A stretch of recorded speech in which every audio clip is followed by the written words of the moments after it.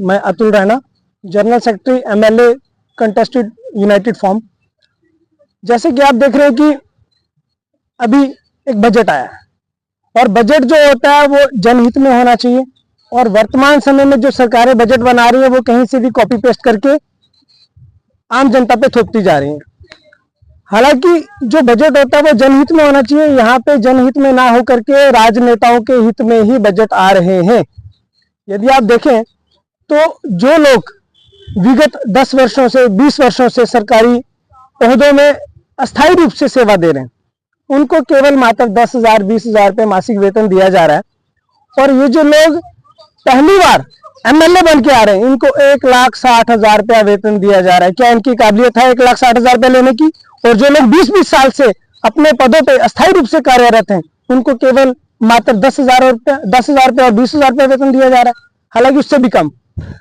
जबकि एक बेरोजगार जो बेटा होता है ना, यदि वो बेरोजगार है तो वो माँ बाप का सबसे बड़ा शत्रु होता है।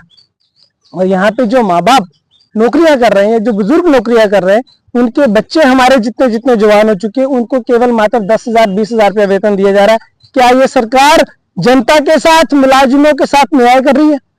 ये इनकी न्याय व्यवस्था है? ये न्याय है जनता के साथ? ये हम केंद्र सरकार से भी पूछते हैं और जम्मू कश्मीर की सरकार से भी पूछते हैं। जबकि आधी शक्ति गवर्नर के पास और आधी शक्ति मुख्यमंत्री के पास, तो इन लोगों को पूरा वेतन क्यों?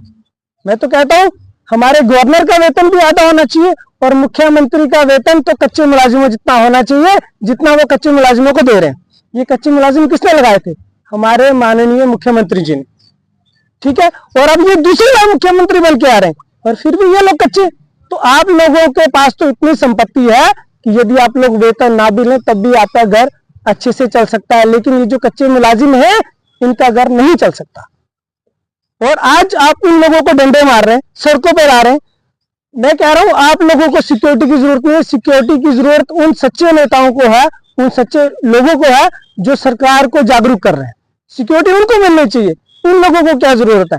और एक एक एमएलए को आपने इतनी इतनी सिक्योरिटी देके रखी है और मुझे नहीं लगता कि इनको इतनी सिक्योरिटी और इतना वेतन देना चाहिए। हमारी सरकार से यही मांग है, एक तो इनकी सिक्योरिटी कम की जाए और दूसरा इनका वेतन कम किया जाए। क्यों? कि जब एक बंदे के लिए सरकारी मुलाजिम 6-6 8-8 पुलिस वाले जब लगाए जा रहे हैं, लाखों रुपए इनके ऊपर महीने का खर्चा आ रहा है, और वो जो गरीब जनता है वो कहां जाएगी? यही पैसे कम किए जाए, इनकी सिक्योरिटी कम की जाए और इन मुलाजिमों का वेतन बढ़ाया जाए जो अस्थायी से स्थायी होना चाहते हैं। रोजगार की जरूरत, पैसों की जरूरत इनको है। सच्चे नेताओं की राजनीति में जरूरत है, ना कि ये 1,60,000 रुपए वाले वेतन भोगियों की, जो कि जम्मू कश्मीर को नष्ट करते जा रहे दिन प्रतिदिन। मैं हाजी शाग Mohammad, president MLA united contested united forum. Sir, आज हम यहाँ पर आए थे, हमने एक मीटिंग रखी हुई है इस बजट के सिलसिले में।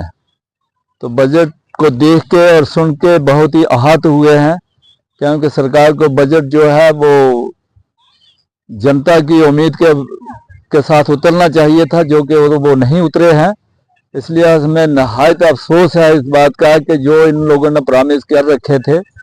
और सबसे बड़ी बात है कि इन्होंने सिर्फ AA को प्राथमिकता दी है। हम इसके हक में हैं, इसका हम वेलकम भी करते हैं, लेकिन जो इन्होंने BPL को इग्नोर किया है, बिल्कुल ख़त्म के करीब कर दिया है, इसका हमें नहायत अफसोस है।